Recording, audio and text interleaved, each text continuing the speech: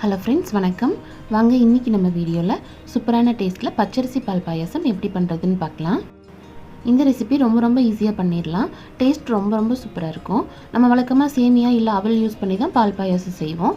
இந்த மெத்தடில் பச்சரிசி போட்டு ட்ரை பண்ணி பாருங்கள். டேஸ்ட் ரொம்ப சூப்பராக இருக்கும். இன்க்ரீடியன்ட்ஸும் ரொம்ப அதிகமாக தேவைப்படாது. நம்ம வீட்டில் இருக்கிற பொருளை வச்சு ஈஸியாக பண்ணிடலாம். ரொம்பவே சீக்கிரமாகவும் செஞ்சிடலாம். ஏதாவது பூஜைக்கு செய்யும்போது இல்லை கெஸ்ட் யாராவது வந்துட்டாங்க, டக்குன்னு ஏதாவது ஸ்வீட் செய்யணும்னா கண்டிப்பாக இதை ட்ரை பண்ணி பாருங்கள். ரொம்ப ஈஸியாக இருக்கும். டேஸ்ட்டும் ரொம்ப சூப்பராக இருக்கும். இப்போ நம்ம இதை எப்படி பண்ணுறதுன்னு பார்க்கலாம். இப்போ ஃபஸ்ட்டு இதுக்கு பச்சரிசியை ஊற வச்சிடலாம். அரிசி ரொம்ப அதிகமாக தேவைப்படாது. நான் நார்மல் டீ டம்ளரை விட சின்ன டம்ளரில் 1 டம்ளர் அளவுக்கு தான் அரிசி எடுத்துருக்கிறேன். இதுவே 4 பேர் தாராளமாக சாப்பிட்றதுக்கு போதுமானதாக இருக்கும். இதை நல்லா கழுவிட்டு ஒரு 10லேருந்து 15 நிமிஷம் நல்லா ஊற வச்சிடலாம். இந்த மாதிரி ஊற வச்சுட்டு குருணையாக்கி பாயாசம் செய்யும்போது அரிசி வெந்ததுக்கப்புறம் ரொம்ப குழைவாயிராது, ஒன்னோட ஒன்று ஒட்டாமல் நல்லா உதிரியாக இருக்கும்.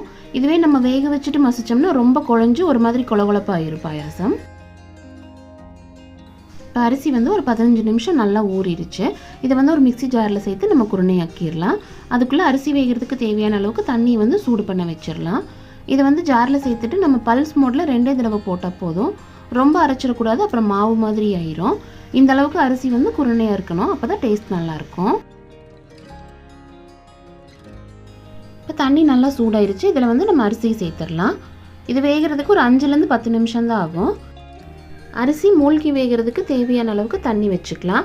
அரிசி நல்லா வெந்ததுக்கப்புறம் தேவையான அளவுக்கு மட்டும் தண்ணி வச்சுட்டு மீதி தண்ணியை வடிச்சிடலாம்.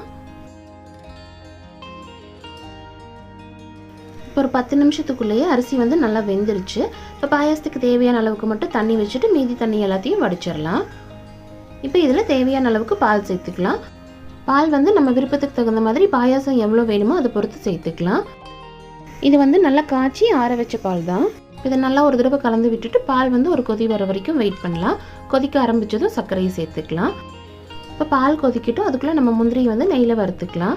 இப்போ 1 ஸ்பூன் அளவுக்கு நெய் சேர்த்துட்டு தேவையான அளவுக்கு முந்திரி பருப்பு சேர்த்துட்டு நல்லா செவந்து வர வரைக்கும் வறுத்துக்கலாம். இப்போ முந்திரி இந்தளவுக்கு நல்லா வறுப்பட்டதும் இதை நம்ம பாயாசத்தில் சேர்த்து கொஞ்சம் நேரம் பால்லையே வேக வச்சிடலாம். முந்திரியும் ஓரளவுக்கு வேகும்போது டேஸ்ட் நல்லாயிருக்கும். இப்போ இதை நல்லா கலந்து விட்டுட்டு தேவையான அளவுக்கு சர்க்கரை சேர்த்துக்கலாம்.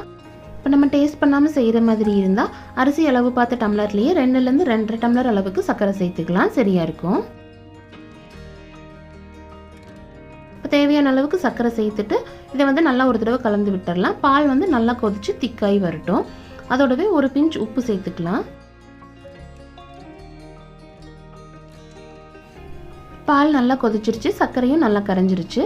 இப்போ இதில் ஏலக்காவை நல்லா தட்டி சேர்த்துக்கலாம். அதோட 1 ஸ்பூன் நெய் சேர்த்து இதை நல்லா கலந்து விட்டு மூடி வச்சிடலாம்.